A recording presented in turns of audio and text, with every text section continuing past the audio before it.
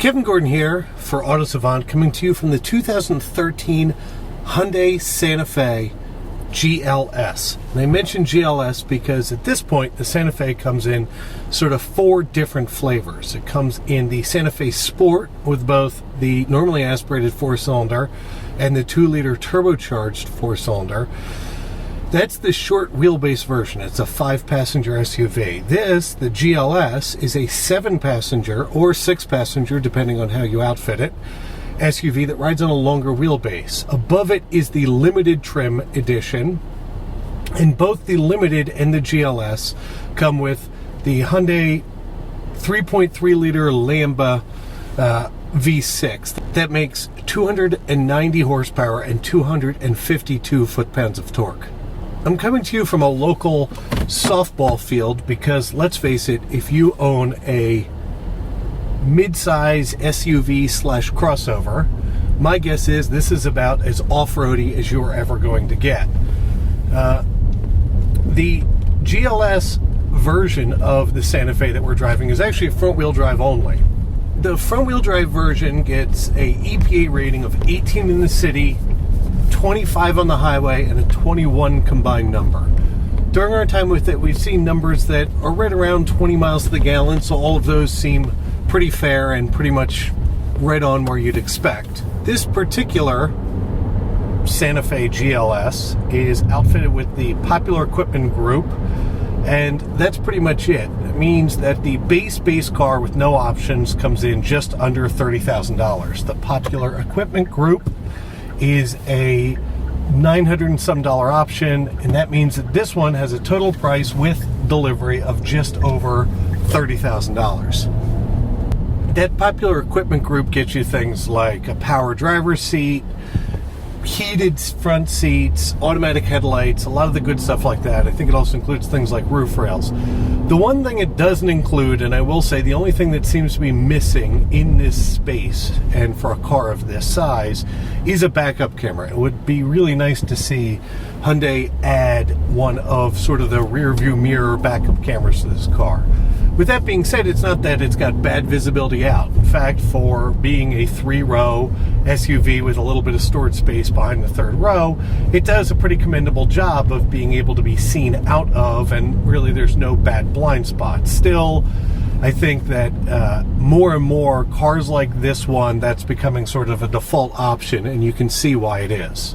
Ultimately, what you start to find with the Santa Fe is when you first get into it, it feels like a really solidly built midsize SUV. It drives well, the engine works really well, the transmission works really well. I'd say that the ride is stiffer than you might expect, especially if you're cross-shopping it with, say, some of its Toyota or Honda competitors. But as a result, it winds up being a bit more engaging to drive than some of those more softly sprung competitors. You know, the steering isn't anywhere near sports car sharp, but it is a bit more direct than a large majority of its competition. The 3.3-liter V6 that's in all the long wheelbase Santa Fe's at this point is a really nice engine. We had the chance to drive it in the Azera, and in that it's almost sporty. In this, you do notice that there's a bit of lack of torque in the bottom of its rev range, but again, you know, if you're willing to rev a little bit, it really will get out of its own way. So much so that if you turn off traction control, it will sort of happily spin the tires in first gear, and, you know, with traction control on, it will wind up intervening even during sort of normal pullaways from a stoplight. Let me take a moment to remind everybody out there that subscribing to the channel is always a big help. You know, liking the videos, sharing them, all of that stuff really does do us a lot of favors. So if you like what we do, please consider sharing. The other thing you'll notice is that I've got a weird camera mounted right next to my head, and that's because of feedback that we've gotten on our channel in the past that people would really like to know sort of a first eye view of what it's like to drive the cars. So in this one, because a lot of the cars that we have sunroofs, we mount one up here. Instead, we've made the decision to stick one on the window and risk smashing our own heads into it, I suppose. The rest of the equipment that you'll find in sort of the base version of the Santa Fe is pretty much right on par with what you'd expect. You get, of course, air conditioning, no climate control. You do get, of course, all the steering wheel type buttons. The one thing that Hyundai's done is included their Blue Link telematics system, which gets you things like geofencing, where if you want to let the kids borrow the car, you can get alerts if it leaves a certain area. Of course, you also can lock your keys in your car and have somebody remotely unlock your car for you. Those types of things. First year's included, and going forward, it's one of the less expensive versions of one of these satellite-based systems to maintain. In regards to electronics, again, you get sort of what you'd expect. You get a stereo that works quite well, nothing to really write home about, but works as you'd expect. Hyundai's on the XM side of things, which I actually like more than the Sirius-based units, although in the Sirius-XM merger, it does seem like XM's quickly disappearing. You get, Bluetooth connectivity that works as expected. When we plug in our Samsung Galaxy Note, it has no idea what to do with it, but that seems to be pretty standard amongst the cars. They really seem to get more and more Apple focused, or some of the lesser, at least older Android phones seem to work with them. The only sort of trick bit from an electronics perspective you get is this button on the steering wheel that allows you to control how much steering feel you get. So you can either get normal, which is normal, you get sport, which just makes things artificially heavy, and then you get comfort, which makes things artificially light. It's an interesting thing that Hyundai's doing at this point. Not really sure how often people are changing them once they buy their cars. I'm guessing they pick one and let you go from there, but at least they're giving you a variety of choices. From a looks perspective, I think the new Hyundai fluidic design, whatever the heck they're calling it these days, looks quite good. I mean, it's a handsome thing. Definitely way ahead of the previous versions of either the Santa Fe, or, trivia question for you commenters, what was really the car that this thing replaced in Hyundai's lineup? But the inside's handsome. You get black plastic. You get sort of weird wood trim on just this part of the dashboard and then over on the other part. But, all of it in here is upscale sort of feeling materials, about all you could hope for in this category of car.